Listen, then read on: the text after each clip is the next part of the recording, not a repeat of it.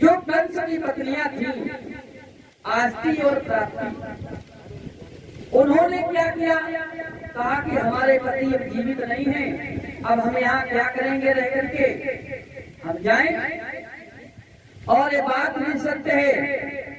पति फिरे परदेश में पाए कष्ट अपार, पत्नी घर में मौज से तो है जीवन धिक्कार।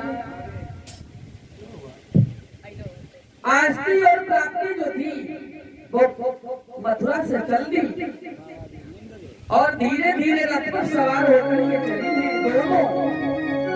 आरी हुई रथ में यशवार पे दोनों चली दी मेरे भाई।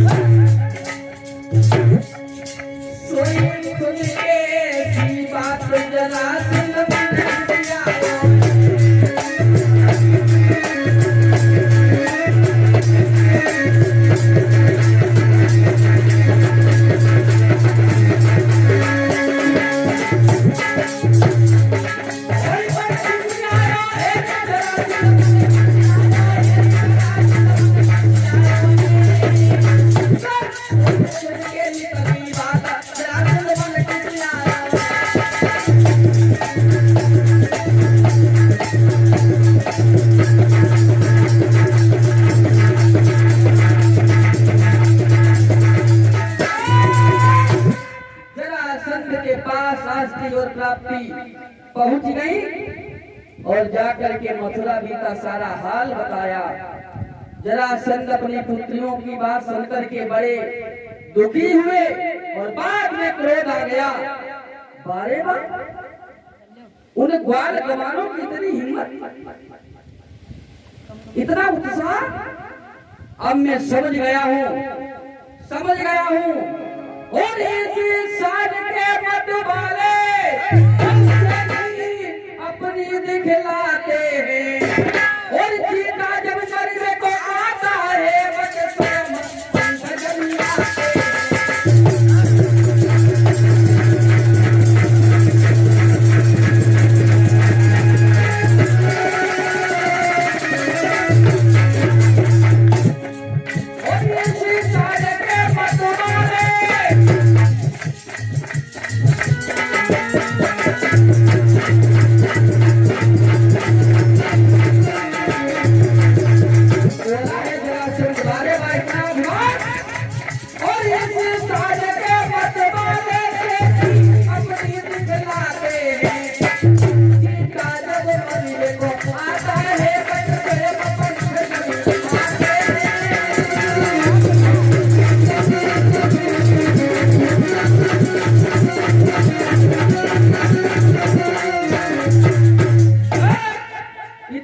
उसे हिम्मत आ गई है, इतना अभिमान।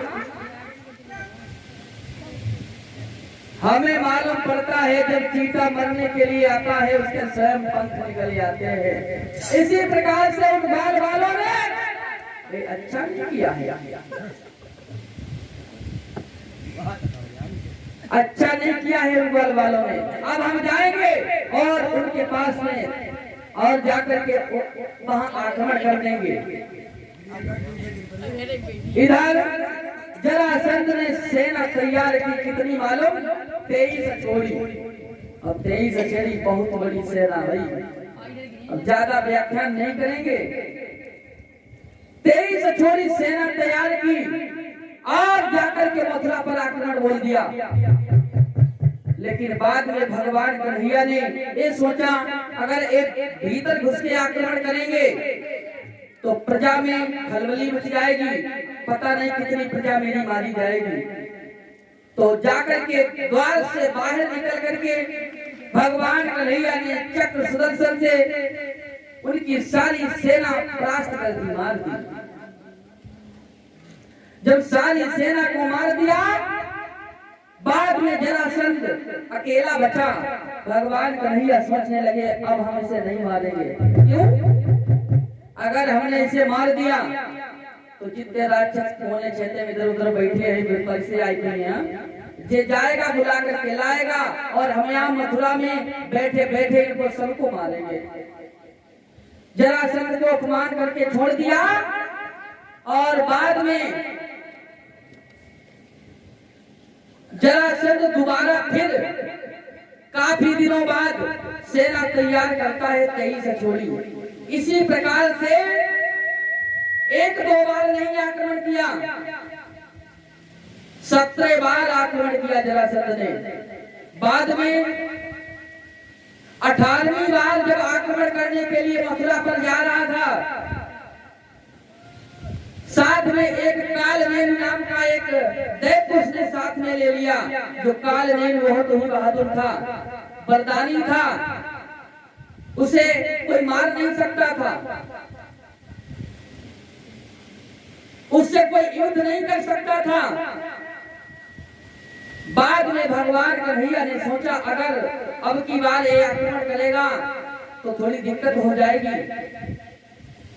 भगवान कन्हैया ने समुद्र के बीच में एक द्वीप पर द्वारिका का वास किया और भगवान कन्हैया बाहर निकले हैं युद्ध करने के लिए। कालनेम नाम का राक्षस को भी था, जरासंध भी था, 23 छोड़ी सेना भी साथ में थी।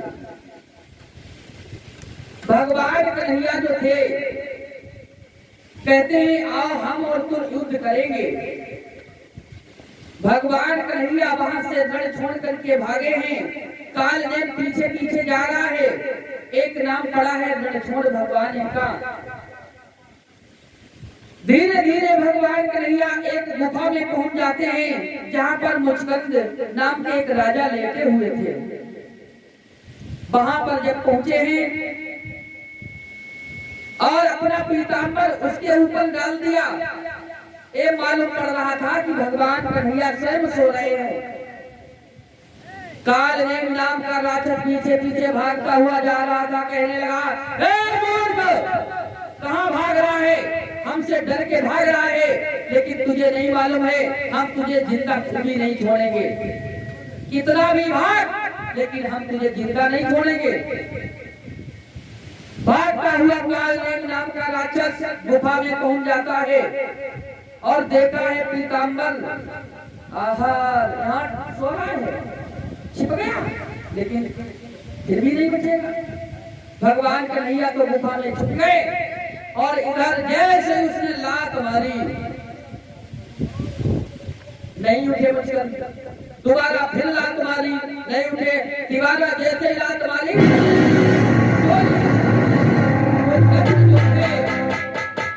धीरे से उठे।